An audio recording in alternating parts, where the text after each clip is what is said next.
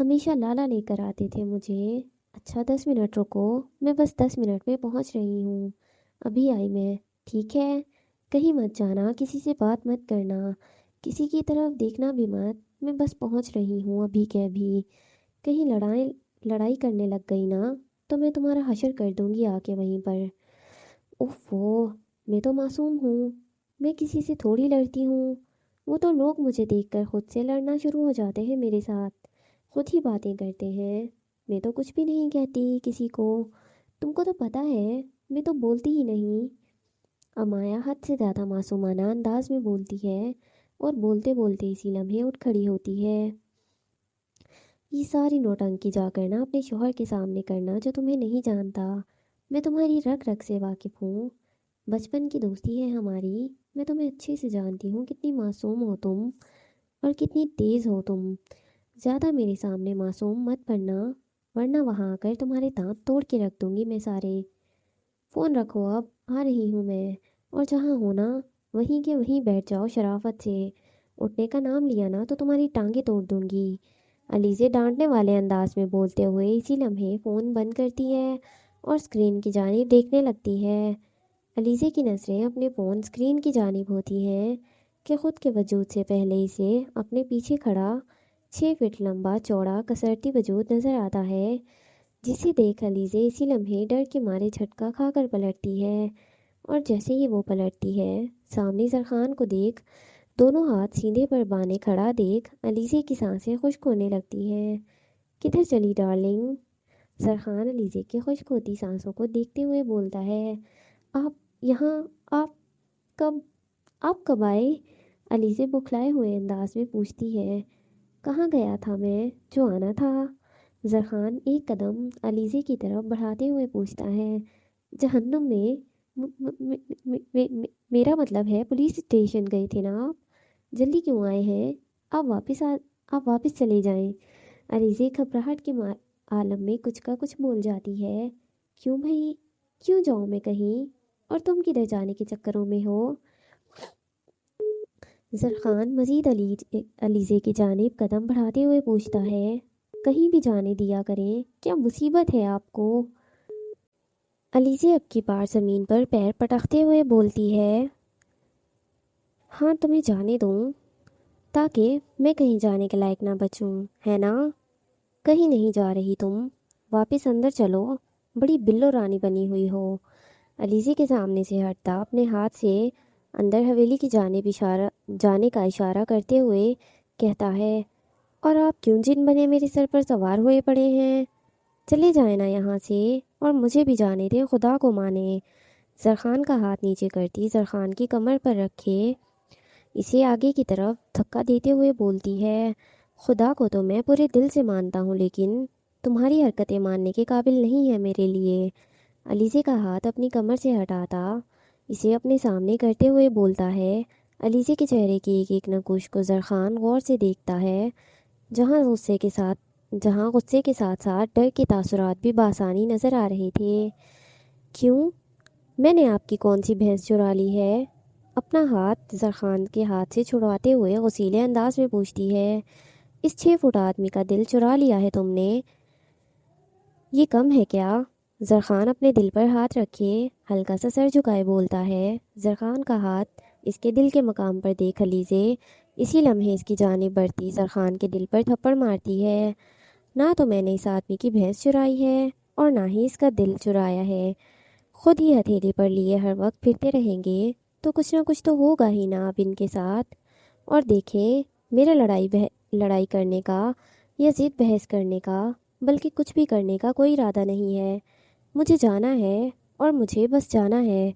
अलीज़े कहते ही जाने के लिए पलटती है और अपनी गाड़ी का दरवाज़ा खोलती ही है कि जरखान इतने में गाड़ी के दरवाजे पर हाथ रखे दरवाजे को बंद करता अलीज़े की कमर को अपने एक हाथ से पकड़े इसका रुख अपनी तरफ मोड़ लेता है। भैंस और दिल चुराया है, ये बात तो नहीं मान रही हो, लेकिन इस आदमी के पैसे जो चुराए हैं, इस बात से कैसे इनकार करोगी बताओ? क, क, क, कैसे कैसे पैसे? म, मैं आपको चोर नज़र आ रही हूँ जो मैं आपके पैसे चुराऊंगी? मैंने तो कुछ नहीं चुराया। अलीज़े अपने हाथ में पकड़े पैसों के लिफाफों को अपने दुपट्टे के नीचे छुपाते हुए बोलती है। वाकई में कुछ नहीं चुराया तुमने? ऐसा है तो दिखाओ हाथ अपना। अलीज़े जरखान अलीज़े की कमर पर रखे हाथ पर गिरफ्त बढ़ाते हुए इसे अपने सीने में कैद करते हुए कहता है, क्यों दिखाऊं मैं आपको? आपको शक है मुझ पर? जरखान के करीब से करीब होती अलीज़े की सांसें खुश्क होती जा रही थीं। वो मुश्किल से अपने आप को कंट्रोल करती जरखान की आंखों में देखते हुए बोलती है, शक नहीं शहज़ादी, पूरा पूरा यकीन है। ये जो तुम उल्टी सीधी हरकतें करने के चक्करों में हो ना, ये मत करो। तुम्हारी रग रग से वाकिफ़ हूँ मैं। जरखान अलीज़े की आंखों में देखते हुए इसके लबों को फोकस में लेते हुए बोलता है। जरखान की नज़रें अपने होठों की जानिब देख इसे अपने होठों की तरफ झुकता देख अलीज़े इससे दूर होने की इसी लम्हे कोशिश करती है, लेकिन जरखान इससे दूर नहीं होता बल्कि अलीज़े को मज़ीद करीब करता गाड़ी के दरवाजे से पिन कर देता है। उल्टी सीधी हरकतें करते होंगे आप। मैं कोई उल्टी सीधी हरकतें नहीं करती, और इस वक्त आप मुझे तंग ना करें तो बेहतर होगा। मैं बता रही हूँ मुझे गुस्सा आ रहा है। जरखान की बढ़ती नज़दीकियों को देख और अपने अतराफ़ में खड़े कुछ गार्ड्स की जानिब अलीज़े सरसरी सी नज़रें दौड़ाते हुए बोलती है, गुस्सा आ रहा है तो कर लो गुस्सा। गुस्सा करने पर एतराज़ तो नहीं किया मैंने, लेकिन तुम कहीं नहीं जाओगी। और इससे पहले कि मैं गुस्सा करूं या कुछ भी और करूं, इससे बेहतर है कि तुम वापस अंदर की जानिब अपने कदम बढ़ा लो। मैं कहीं भी कुछ भी नहीं बढ़ा रही। आप जाने दे मुझे। मेरी जाने मन मीरा वेट कर रही है। जरखान के सीने पर हाथ रखे इसे खुद से दूर करने की कोशिश करते हुए अलीज़े कहती है, जाने मन कौन? जरखान तजस्सुस से पूछता है, अमाया और कौन? मुझे जाने दें, वो अकेली है, रो रही थी। अच्छा नहीं लगता ना कि वो रोए और मैं इसके पास ना हूँ। अलीज़े मासूम से अंदाज में जरखान की आंखों में देखते हुए बोलती है, वो कब से तुम्हारी जाने मन हो गई है? मुझे तो आज तक तुमने ऐसा कुछ नहीं कहा। जरखान अपने लब दबाए बोलता है। इसके चेहरे पर जलन के तासुरात छाने लगे थे। आपको कुछ भी बोलने की ज़रूरत है क्या? आपको तो बिना बोले ही सब समझ आ जाता है, पर फिर भी तुम्हें बोलना तो चाहिए। कभी कभी इजहार ज़रूरी होता है। गोरिल्ला, इंसान को हमेशा आग ही नहीं उगलनी चाहिए, कभी कभी फूल भी बरसा लेने चाहिए। जरखान बोलते बोलते अलीज़े के गाल पर लब रख जाता है, जिसे महसूस करती अलीज़े के लबों पर मुस्कुराहट रेंगने लगती है। अच्छा नहीं बरसाती आग, जाऊं अब मैं? जरखान से दूर होती अलीज़े मुस्कुराते हुए कहती है, नहीं, अभी नहीं। तो फिर कब? एक किस करने के बाद। जितनी स्ट्रॉन्ग किस होगी उतनी जल्दी तुम जा सकती हो। जरखान की नज़रें दोबारा अलीज़े के लबों पर जा रुकी थीं। ये गलत बात है। अभी कर तो ली है आपने किस। जरखान की आंखों में देखते हुए अलीज़े बोलती है, हाँ वो तो मैंने की थी ना। जब तुम करोगी तब तुम्हें इजाज़त मिलेगी। जरखान अलीज़े की आंखों में देखते हुए कहता है, पर जरखान, नहीं करनी किस? अलीज़े बोलती ही है कि जरखान पूछ बैठता है। जरखान की बात का जवाब देने से पहले ही अलीज़े अपने पैरों की उंगलियों के बल खड़ी होती जरखान की गर्दन के गिर्द अपनी बाजुओं का हिसार बांधते हुए इसी लम्हे जरखान के लबों पर लब रख देती है, लेकिन अगले ही लम्हे हटा भी लेती है। अलीज़े दूर होने ही लगती है कि जरखान एक हाथ से कमर और दूसरे हाथ से अलीज़े की गर्दन को कैद में लेता दोबारा इसके लबों पर काबिज होता धीरे धीरे अपनी शिद्दत को बढ़ाते जाता है। वो अलीज़े की सांसों को खुद में कैद करने लगा था। जरखान की बढ़ती शिद्दतों को महसूस करती अलीज़े इसे रोकने की कोशिश करती है, लेकिन जरखान इसकी हर कोशिश को नाकाम करता अलीज़े के लबों पर शिद्दत से काबिज रहता है। इतना कि वो इसे सांस लेने की इजाज़त भी नहीं दे रहा था, और इतना कि वो इसे खुद से दूर भी नहीं कर रहा था। वो इस वक्त कहाँ खड़ा था? कुछ देर के लिए जरखान को ये भी भूल गया था। अलीज़े की उखड़ती सांसों को महसूस करता जरखान इसे 2 पल के लिए रिहाई देता है, और इसी 2 पल का फ़ायदा उठाते हुए अलीज़े जल्दी से जरखान को खुद से दूर करती है और गहरी गहरी सांसें लेने लगती है। आपको मुझे देखकर बस यही सब करना आता है क्या? कुछ देर बर्दाश्त नहीं होता आपसे? तुम्हें देखकर मुझसे कुछ बर्दाश्त होता नहीं है। तुम्हें अच्छे से पता है कि तुम्हें देखने के बाद ये बंदा कंट्रोल में नहीं रहता। لیکن آپ کی بڑی مہربانی ہوگی اگر آپ خود کو کچھ دیر کے لیے کنٹرول کر لیں گے۔ آپ کو پتہ ہے نا کہ مجھے جانا ہے، پھر آپ یہ سب کیوں کر رہے ہیں؟ مجھے دیر کروا رہے ہیں۔ وہ وہاں سڑک پر اکیلے بیٹھی انتظار کر رہی ہوگی۔ کسی مصیبت میں پھنسے اس سے بہتر نہیں ہے کہ میں وقت پر اس کے پاس پہنچ جاؤں۔ علیزے رونے والا منہ بنائے زرخان کے سینے پر ایک اور تھپڑ مارتے ہوئے کہتی ہے، اچھا ٹھیک ہے، چلی جاؤ۔ میں نے کون سا تمہیں منع کیا ہے جانے سے؟ میں تو بس یہی کہہ رہا تھا کہ مجھے کس کرو اور چلی جاؤ۔ یہ تم ہی تھی جو دیر لگا رہی تھی، اور تم ہی تھی جو اتنی لمبی کس کر رہی تھی۔ جلدی سے کر کے چلی جاتی۔ زرخان بولتا ہے اور علیزے کھلے منہ کے ساتھ اس کے چہرے کی جانب دیکھتی رہتی ہے۔ قسم سے بہت زیادہ برے لگ رہے ہیں۔ میرا دل کر رہا ہے میں آپ کے بال نوچ لوں، آپ کی آنکھیں نوچ لوں، آپ کا منہ توڑ کے رکھ دوں۔ چھوڑنے کا دل آپ کا نہیں کرتا، اور الزام آپ سارا مجھ پر لگا رہے ہیں کہ میں نہیں چھوڑ رہی تھی آپ کو۔ توبہ توبہ، نعوذ باللہ۔ پتہ ہے نا جھوٹوں کا کیا مقام ہوتا ہے، دنیا میں بھی اور آخرت میں بھی۔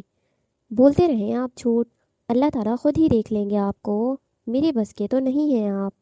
علیزے کہتے ہی بنا زرخان کی کوئی بات سنے اسی لمحے گاڑی میں ڈرائیونگ سیٹ پر سوار ہوتی حویلی سے باہر جانے کے لیے نکل جاتی ہے۔ زرخان بھی اسے مزید نہیں روکتا، کیونکہ وہ جان چکا تھا کہ علیزے کو واقعی بہت غصہ آ رہا ہے۔ اگر وہ مزید کچھ کہے گا تو وہ اس کو مارنے سے خود کو روک نہیں پائے گی، اسی لیے وہ اسے جانے دیتا ہے۔ ادا دوبارہ عباس کے انتظار میں صبح سے دوپہر کر چکی تھی۔ عباس نے آدھے گھنٹے کا کہا تھا، لیکن پنچایت جانے کے بعد اسے وقت کا پتہ ہی نہیں چلا تھا۔ واپس آتے آتے اسے دوپہر ہو چکی تھی، اور ادا بھی صبح سے بھوکی اس کا انتظار کر رہی تھی۔ اس کی ٹرپ بھی مکمل ہو چکی تھی۔ ڈاکٹر نے روٹین کا چیک اپ بھی کر لیا تھا، اور اس کی پٹی بھی چینج ہو چکی تھی۔ ڈاکٹر 2 بار آ چکے تھے اسے کھانے کا بولنے کے لیے، کیونکہ اس نے دوائی نہیں لی تھی۔ اب جب تک وہ کچھ کھائے گی نہیں، وہ اسے دوائی نہیں دے سکتے تھے۔ لیکن ادا بھی اپنی ضد کی پکی تھی۔ عباس کے ساتھ کھانا کھانے کا وہ ٹھان چکی تھی، اسی لیے اس نے صبح سے کھانے کا ایک نوالا تک نہیں چکا تھا۔ ٹیبل پر پڑا ناشتہ ویسے کا ویسا ہی ابھی تک شاپر میں تھا۔ شاپر کھولنے تک کی زحمت اس نے نہیں کی تھی۔ اس وقت بھی وہ کمرے میں ٹہلتی ہوئی کبھی کھڑکی کے سامنے جا کھڑی ہوتی، تو کبھی دوبارہ چھوٹے چھوٹے قدم اٹھائے کمرے میں چلنے لگتی۔ عباس کا انتظار بھی کر رہی تھی، لیکن اس کے ذہن میں بار بار عارش کی غیر موجودگی کی باتیں آ رہی تھیں۔ اس کی موت کی باتیں کہ وہ مرنے کے بعد کہاں گیا ہوگا۔ آخر کار تم گئے کہاں؟ مر تو نہیں سکتے، یقین ہے مجھے۔ پھر تم گئے کہاں آخر؟ اپنے دونوں ہاتھ سینے پر باندھے ایک جگہ رکے زمین پر اپنے پیروں کی جانب دیکھتے ہوئے ادا خود سے پوچھتی ہے۔ ادا کو اپنے سوال کا جواب ملتا اس سے پہلے ہی کمرے کا دروازہ کھلنے کی آواز آتی ہے۔ دروازہ کھلنے کی آواز پر ادا فوراً سے دوڑتی ہوئی واپس پیشنٹ بیڈ پر جا لیٹتی ہے۔ بیڈ پر لیٹے دروازے سے اندر عباس کو آتا دیکھ نارمل انداز میں لیٹے ہوئے غصے میں عباس کو گھورنے لگتی ہے۔ واپس آنے کا وقت مل گیا آپ کو؟ بہت جلدی واپس نہیں آ گئے آپ خان؟ ابھی بھی نہ آتے، میں خود آ جاتی پنچایت آپ کو لینے کے لیے۔ اندر تو آنے دو مجھے، پھر تانوں کی برسات کر لینا۔ روم کا دروازہ بند کرتے ہوئے عباس بولتا ہے، ویسے مجھے آپ کو اندر آنے تو نہیں دینا چاہیے تھا، دروازے پر تالا لگا دینا چاہیے تھا آپ کے لیے نو انٹری کے بورڈ کے ساتھ۔ لیکن خیر ہے، آپ میرے شوہر ہیں، اسی لیے میں آپ کی تھوڑی سی عزت کر رہی ہوں، زیادہ فری مت ہو جائیے گا۔ عباس کو تھکے انداز میں آتا دیکھ ادا گہری سانس لیتے ہوئے بولتی ہے، آپ کا بہت بہت شکریہ زوجہ صاحبہ، مجھے تھوڑی سی عزت دینے کے لیے۔ اگر آپ مجھے عزت نہیں دیں گی تو کیا ہوگا میرا؟ کہاں جاؤں گا میں؟ آگے کی جانب بڑھتے ہوئے عباس ادا کو ایک نظر دیکھتے ہوئے جا کر صوفے پر بیٹھ جاتا ہے۔ خان سنیں، ادا دھیمی سی آواز میں پکارتی ہے۔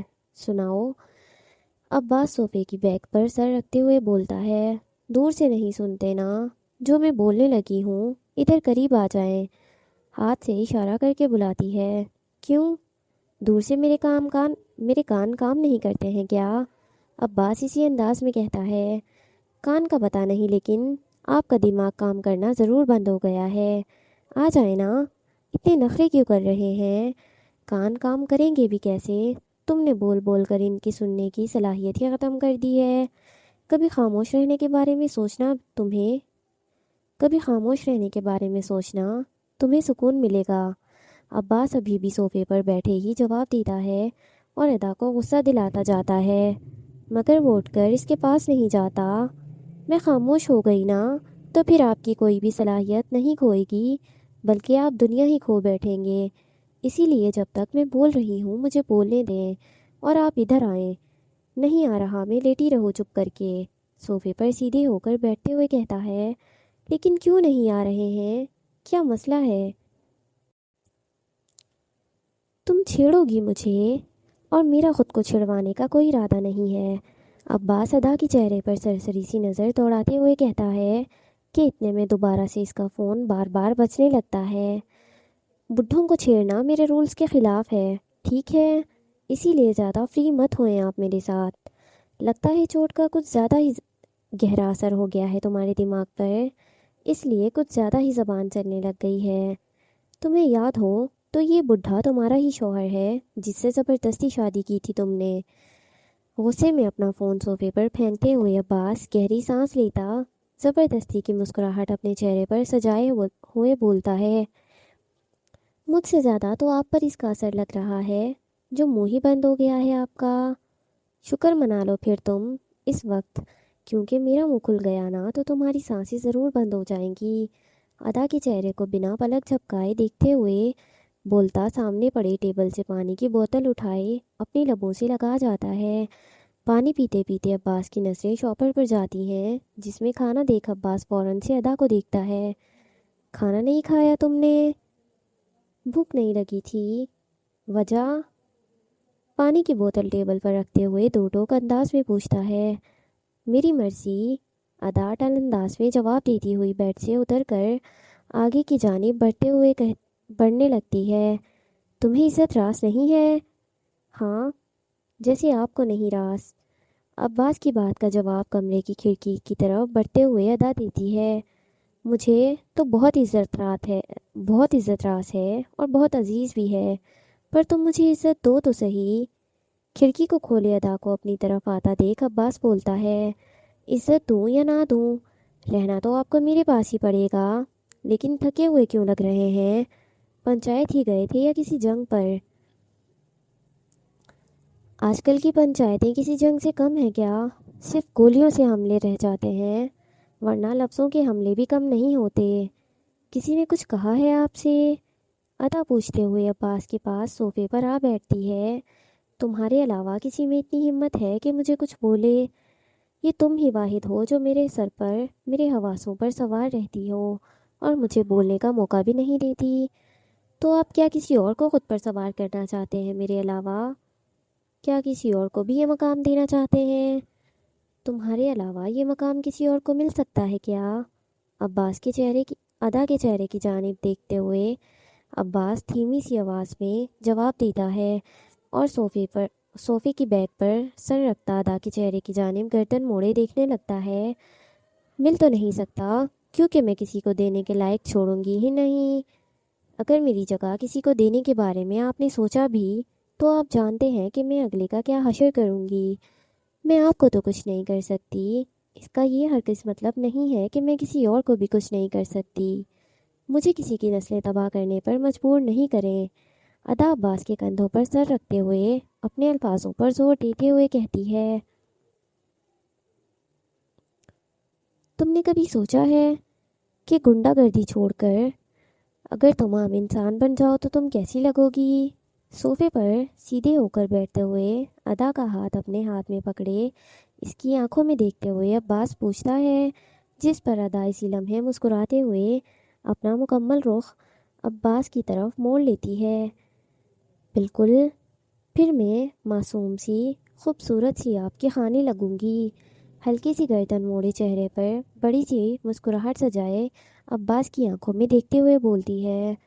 تو بن جاؤ نا میری خانی، گنڈا گردی چھوڑ دو، اپنی پرانی دنیا بھی چھوڑ دو، سب کچھ چھوڑ دو، بس میری بن کر رہو۔ کیا یہ مشکل ہے؟ عباس کے چہرے پر سنجیدگی تھی۔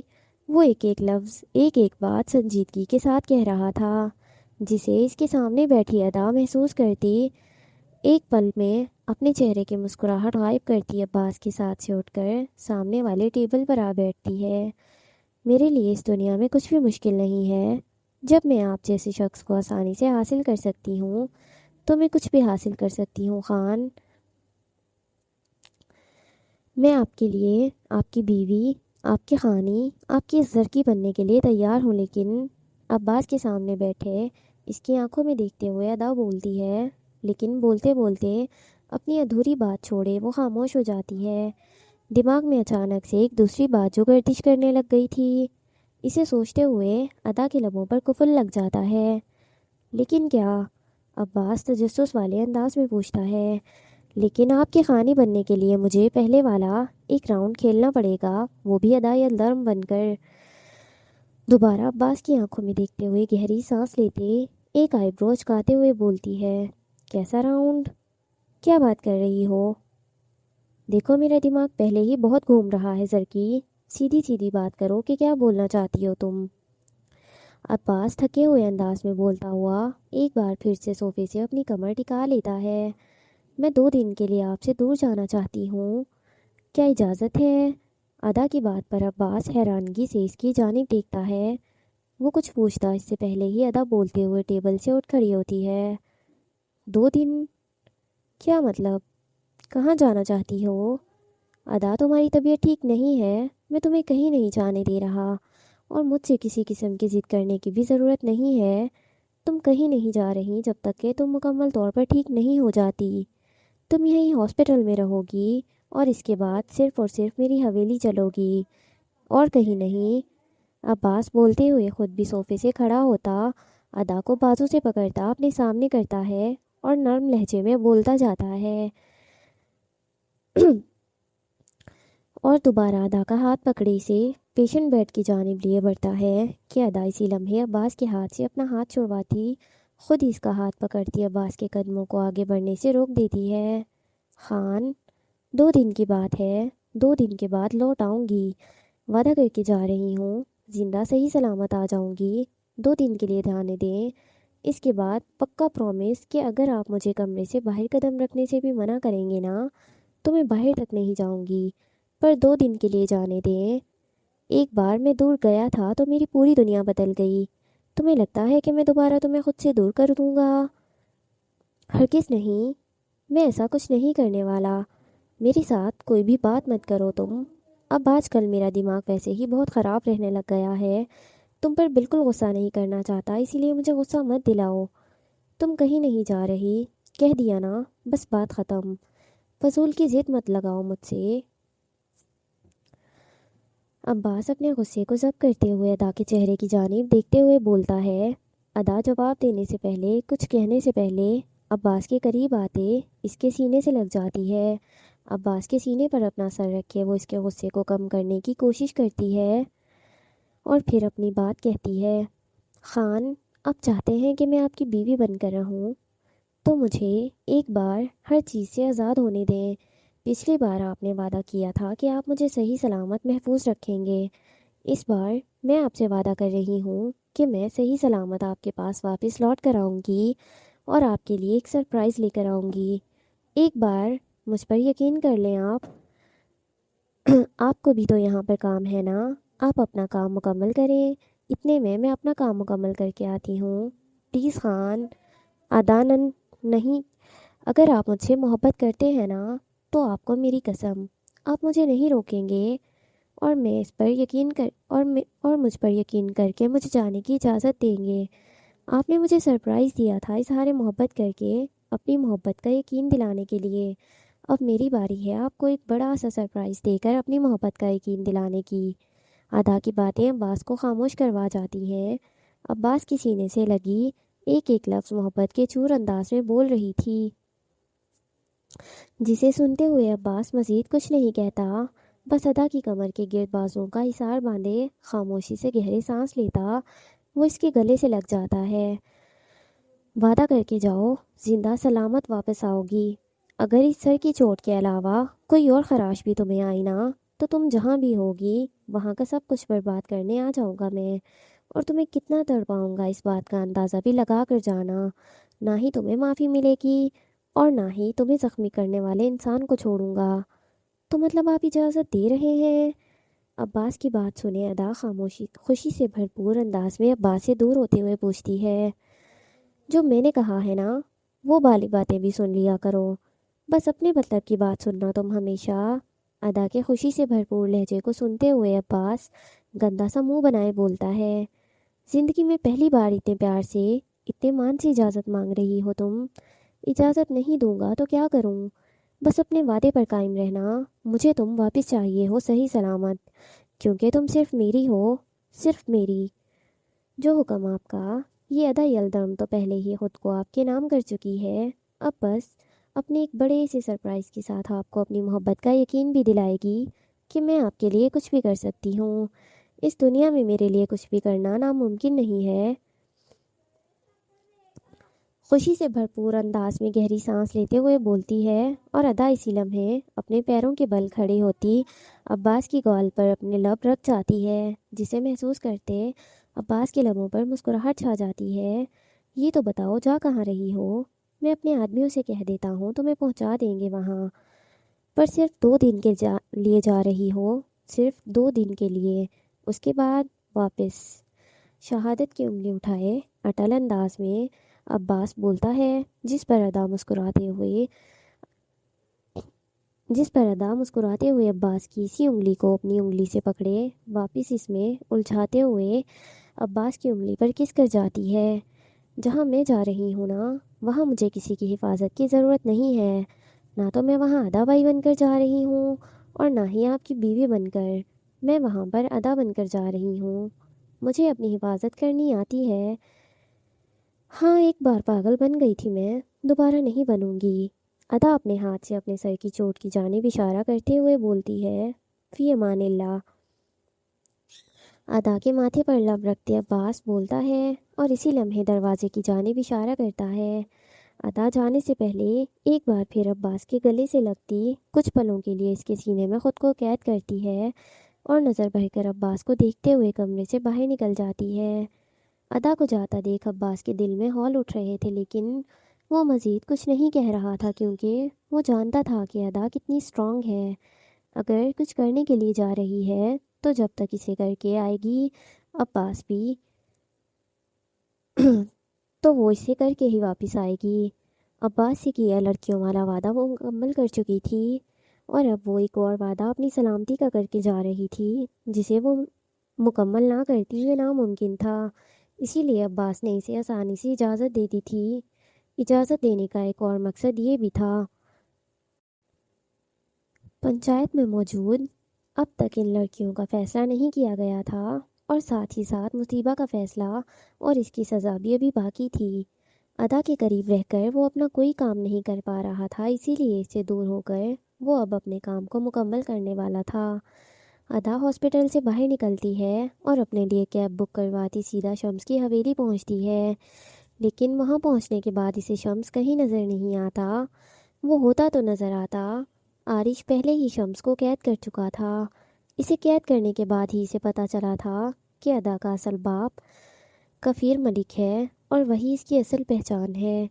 پوری حویلی میں کسی کو بھی نہ پا کر ادا سیدھی اسی روم کی طرف بڑھتی ہے جہاں پر سارے کمپیوٹرز موجود تھے، جس کے ذریعے شمس ہر کسی کی معلومات آسانی سے حاصل کرتا تھا۔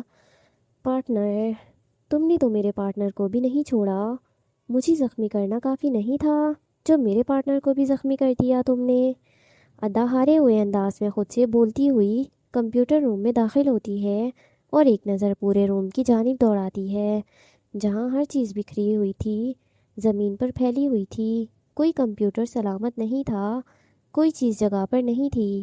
دیوار پر لگی سائیں خان کی تصویر اور آریان کی اور ان کے گھر والوں کی تصویریں، ہر چیز وہاں موجود تھی، ہر چیز، لیکن ہر چیز وہاں کی تباہ و برباد ہو چکی تھی سوائے شمس کے آئی پیڈ کے جو ہمیشہ ایک لاکر کے اندر رہتا تھا، کیونکہ ساری ضروری معلومات اسی کے اندر ہوتی تھیں۔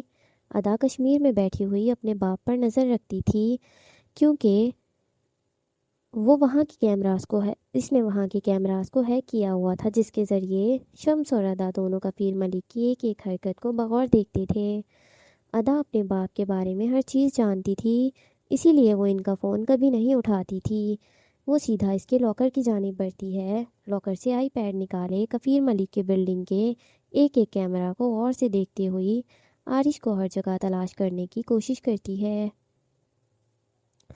عارش ابھی تک بلڈنگ میں داخل نہیں ہوا تھا، اسی لیے وہ اسے کہیں نظر نہیں آتا، لیکن آریان ادا کی نظروں میں آ گیا تھا۔ ہاں، تو داماد صاحب بھی پہنچ چکے ہیں۔ اگر داماد صاحب پہنچ چکے ہیں تو یقیناً پارٹنر بھی وہاں پہنچ چکا ہوگا۔ چلیں پھر ایک آخری راؤنڈ کھیل کر سب کچھ ختم کرتے ہیں۔ میرا بھی کوئی ارادہ نہیں ہے مزید کسی بھی قسم کی آزمائشوں میں پڑنے کا۔ مجھے سکون سے اپنے خان کے ساتھ زندگی گزارنی ہے اور صرف انہیں تنگ کرنا ہے۔ میرے علاوہ کوئی اور انہیں تنگ کرے، اس کی دنیا میں سانسیں نہ ختم کر دوں میں۔ آئی پیڈ میں آریان کو دیکھتے ہوئے ادا بولتی ہے، اور بولنے کے بعد اسی لمحے وہ روم سے باہر نکلتی سیدھا شمس کے کمرے میں جاتی ہے اور ڈریسنگ ٹیبل پر آئی پیڈ رکھے الماری سے اس کے کپڑوں میں سے ایک بلیک کلر کا برانڈیڈ سوٹ نکالتی ہے جو ابھی تک پیکنگ میں تھا۔ وہ سوٹ پیکٹ سے نکالتی اسے پہنتے ہوئے شمس کے شوز میں سے ایک شوز نکالتی ہے، جس کے آگے ٹیشو پیپر لگا کر وہ اسے اپنے پیروں میں پہنتی ہے۔ شمس کی گھڑیوں میں سے ایک گھڑی نکالے اپنے بائیں ہاتھ کی کلائی میں پہنتی ہوئی اسی لمحے آئی پیڈ ڈریسنگ ٹیبل سے اٹھائے وہ حویلی سے باہر نکل جاتی ہے اور شمس کی گاڑیوں میں سے ایک گاڑی لیے ادا سیدھا ایئرپورٹ کی جانب کا رخ کرتی ہے۔ ایئرپورٹ پر ان کا پرائیویٹ جیٹ آلریڈی موجود تھا، جو شمس کا تھا، لیکن اسے دینے والا کفیر ملک تھا۔ ادا ایئرپورٹ پر پہنچتی پرائیویٹ جیٹ میں سوار ہوتی اسی لمحے اپنی کہانی کا اختتام کرنے کے سفر پر نکل جاتی ہے۔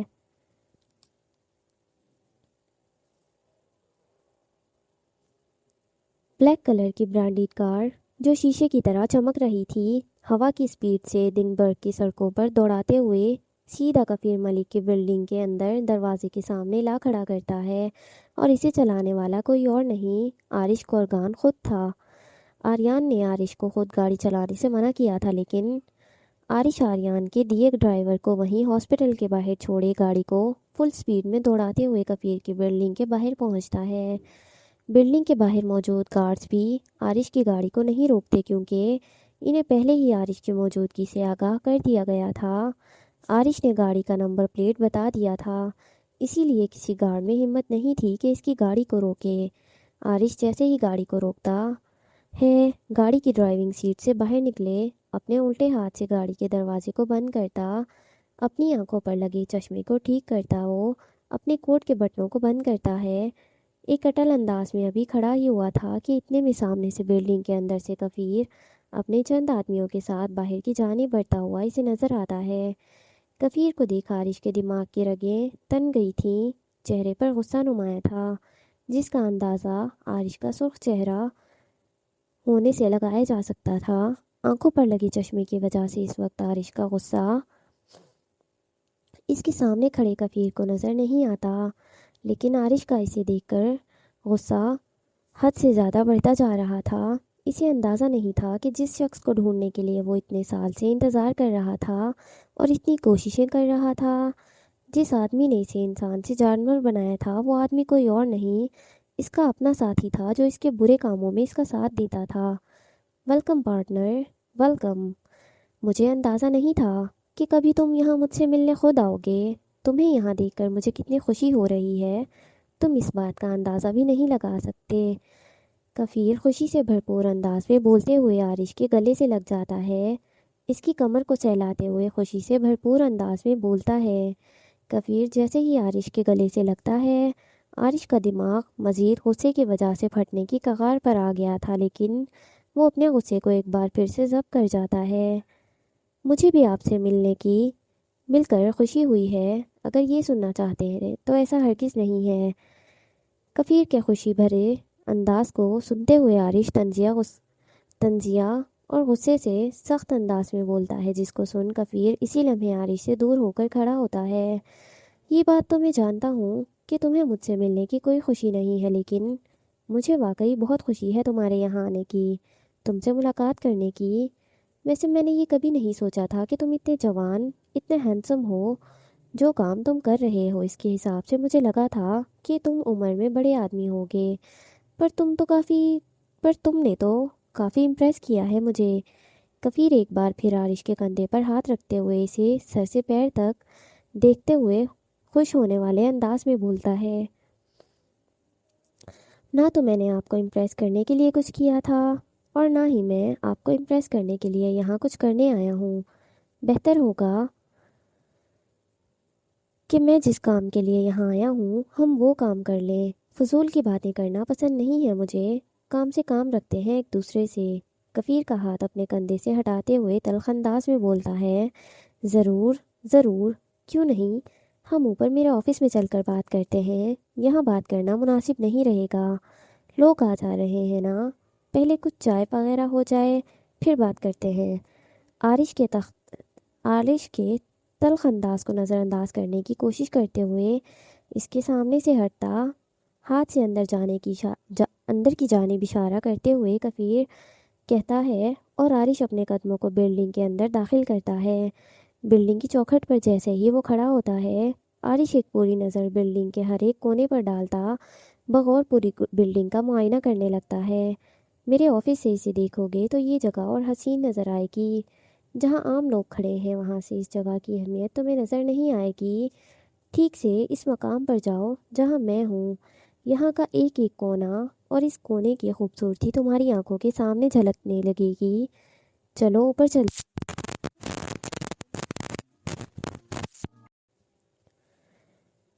عارش کے برابر میں کھڑا ہوتا کفیر بھی پوری نظر اپنی بلڈنگ میں دوڑاتے ہوئے بولتا ہے۔ کفیر کے منہ سے نکلا ایک لفظ عارش کو اپنے کان میں شیشے کی طرح پگھل کر ڈلتا ہوا محسوس ہوتا ہے۔ عارش کچھ بھی بولنے سے خود کو روکتے ہوئے سرسری سی نظر گردن موڑے کفیر کے چہرے پر ڈالتا ہے اور بنا کچھ بولے آگے کی جانب قدم بڑھا رہا ہوتا ہے کہ کفیر عارش کے ساتھ برابر چلتے چلتے لفٹ کی جانب چل رہا ہوتا ہے۔ لفٹ کے دروازے جیسے ہی کھلتے ہیں، سامنے سے آریان کا وجود نمایاں ہوتا ہے۔